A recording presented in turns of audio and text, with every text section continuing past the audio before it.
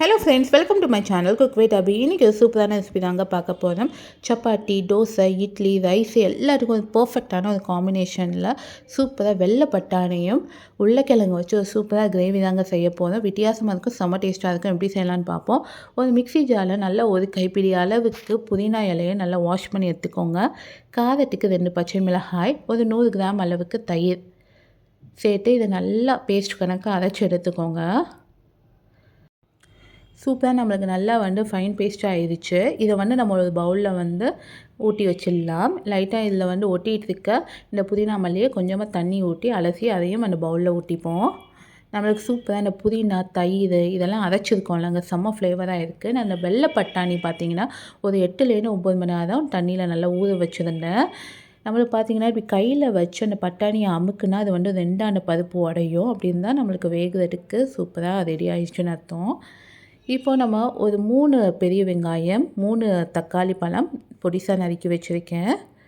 இப்போ ஒரு குக்கர் எடுத்துக்கோங்க. குக்கரில் ஒரு 4 டேபிள் ஸ்பூன் அளவுக்கு எண்ணெய் எடுத்துக்கோங்க. எண்ணெய் கொஞ்சம் காஞ்சோன்னே 1 டீஸ்பூன் அளவுக்கு சோம்பு, கொஞ்சம் கருவேப்பிலை, இதை ரெண்டும் நல்லா பொரிஞ்சோன்னே நம்ம நறுக்கி வச்சுருக்க வெங்காயத்தை சேர்த்துடலாம்.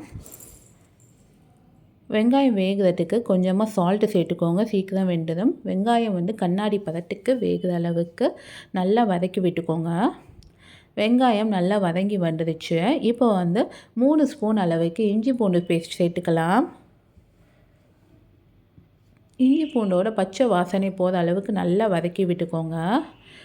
நான் நல்ல கிரேவி நல்லா கலர்ஃபுல்லாக கிடைக்கிறதுக்காக காஷ்மீரி மிளகாய் தூள் எடுத்துக்கிறேன்.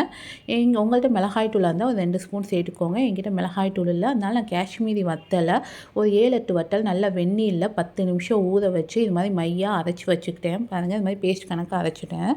அதை இந்த வெங்காயம், இஞ்சி பூண்டு போட்டதுக்கப்புறம் இதை சேர்த்துக்கோங்க. தக்காளி போடுறதுக்கு முன்னாடி சேர்த்துக்கோங்க. இந்த பேஸ்ட் இந்த எண்ணெயிலே வதங்குறப்ப நல்லா கலர்ஃபுல்லாக இருக்கும். உங்கள்கிட்ட இந்த பேஸ்ட் இல்லைன்னா இந்த காஷ்மீரி மிளகாய் தூள் இல்லை சாதாரண மிளகாய் தூளில் எண்ணெயிலே போட்டு இது பண்ணிங்கன்னா கொஞ்சம் கிரேவி கலர்ஃபுல்லாக கிடைக்கும். இப்போ நறுக்கி வச்சுருக்க இந்த தக்காளியும் சேர்த்துக்கலாம். சேர்த்து இதையும் ஒரு தடவை நல்லா மிக்ஸ் பண்ணி விட்டுக்கோங்க. தேவையான மசாலா என்னென்னு பார்ப்போம்.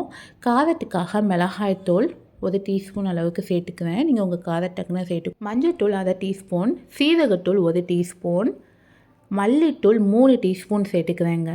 இதோட ஒரு 2 டீஸ்பூன் அளவுக்கு கரம் மசாலா சேர்த்து இதையும் நல்லா வதக்கி விட்டுப்போம். இந்த மசாலாவோட பச்சை வாசனை போகிற அளவுக்கு ஒரு 1 நிமிஷம் வதக்கி விட்டுக்கோங்க இந்த எண்ணெயில்.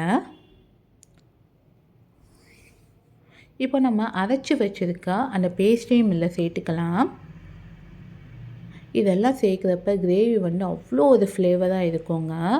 கண்டிப்பாக ஒன் டைம் ட்ரை பண்ணி பாருங்கள். இதெல்லாம் நல்லா ஒன் டைம் மிக்ஸ் பண்ணிக்கோங்க. இந்த மசாலா, இந்த கர்டு எல்லாம் நல்லா மிக்ஸ் ஆகணும். கிரேவிக்கு டக்குன்னு கொஞ்சம் உப்பும் சேர்த்துக்கோங்க. நம்மளுக்கு பார்த்தீங்கன்னா நல்லா அது வதங்க எண்ணெயெல்லாம் பிரிஞ்சு சூப்பராக நம்மளுக்கு மசாலா பச்சை வாசனையெல்லாம் போய் ரெடி ஆயிடும். நான் ஒரு 2 நிமிஷம் மட்டும் அடுப்பை லோ ஃப்ளேமில் மூடி போட்டு வைக்கிறேன். பாருங்கள், இந்த தக்காளி, மசாலா எல்லாம் பச்சை வாசனையும் போயிடுச்சு, எண்ணெயெல்லாம் பிரிஞ்சு செம்மையாக வந்திருக்கு.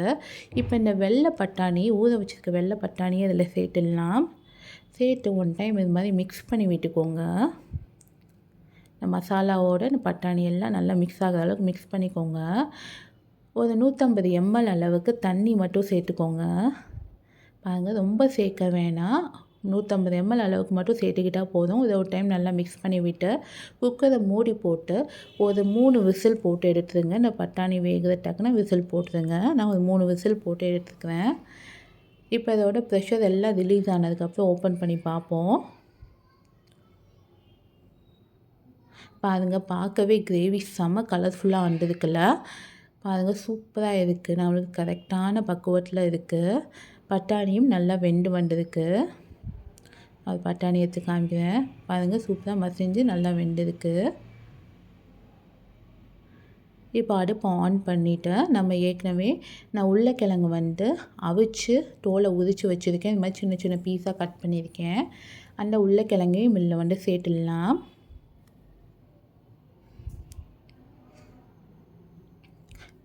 சேர்த்து ஒன் டைம் நல்லா மிக்ஸ் பண்ணி விட்டுக்கோங்க.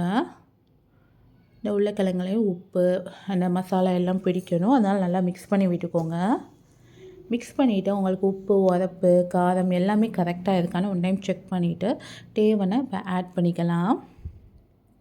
ஒரு தடவை எல்லாத்தையும் செக் பண்ணி பார்த்துப்போம் உப்பெல்லாம் கரெக்டாக இருக்கான்னு. பாருங்கள், பார்க்க நல்லா கலர்ஃபுல்லாக இருக்குங்க. வாசமும் நல்லா கம கமன்னு வருது. நல்லா ஒரு கொதி வரட்டும். நல்லா இப்போ நம்மளுக்கு பார்த்திங்கன்னா கிரேவி நல்லா கொதிக்க ஆரம்பிக்குது. இப்போ வந்து கஸ்தூரி மேத்தி ஒரு ஸ்பூன் அளவுக்கு கஸ்தூரி மேத்தி உங்கள்கிட்ட இருந்தால் சேருங்க. இது ஆப்ஷனல் தான். சேர்த்தா நல்ல மணமாக இருக்கும், இல்லைனாலும் தேவையில்லை. நல்லா ஒரு ஸ்பூன் அளவுக்கு கஸ்தூரி மேத்தியை நல்லா அப்படி கொஞ்சம் க்ரஷ் பண்ணிவிட்டு போட்டு அடுப்பை வந்து மூடி போட்டு லோ ஃப்ளேமில் ஒரு 10 நிமிஷம் வச்சுருங்க. இந்த உருளைக்கிழங்குல அந்த மசாலா எல்லாம் நல்லா சாண்டதும் பார்க்க செம்மையாக இருக்கும். ஒரு 10 நிமிஷத்துக்கு அப்புறம் ஓப்பன் பண்ணி காமிக்கிறேன். பாருங்கள், நம்மளுக்கு எண்ணெயெல்லாம் பிரிஞ்சு செம்மையாக வந்து ரெடி ஆகிருக்கு. வாசம் அப்படி இருக்குங்க. நீங்கள் கண்டிப்பாக உங்கள் வீட்டில் ட்ரை பண்ணி பாருங்கள்.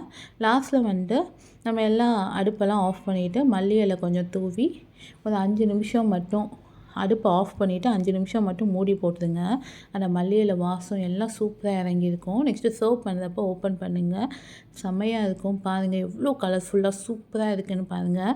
இது வந்து நீங்கள் சப்பாத்தி, தோசை, ரைஸ் எல்லாத்துக்கும் செம்மையான ஒரு காம்பினேஷனாக இருக்கும். கண்டிப்பாக இதை ட்ரை பண்ணி பார்த்துட்டு எப்படி வந்துச்சுன்னு கமெண்ட் பண்ணுங்கள். இன்னொன்று ஒரு சூப்பரான டிஃப்ரெண்ட்டான ரெசிபியோட பார்க்குறேன். இந்த ரெசிபி உங்களுக்கு பிடிச்சிருந்தால் மறக்காமல் லைக் பண்ணுங்கள், ஷேர் பண்ணுங்கள், கமெண்ட் பண்ணுங்கள். அப்படியே நம்ம சேனலுக்கு சப்ஸ்கிரைபும் பண்ணிக்கோங்க. தேங்க்யூ ஃபார் வாட்சிங்.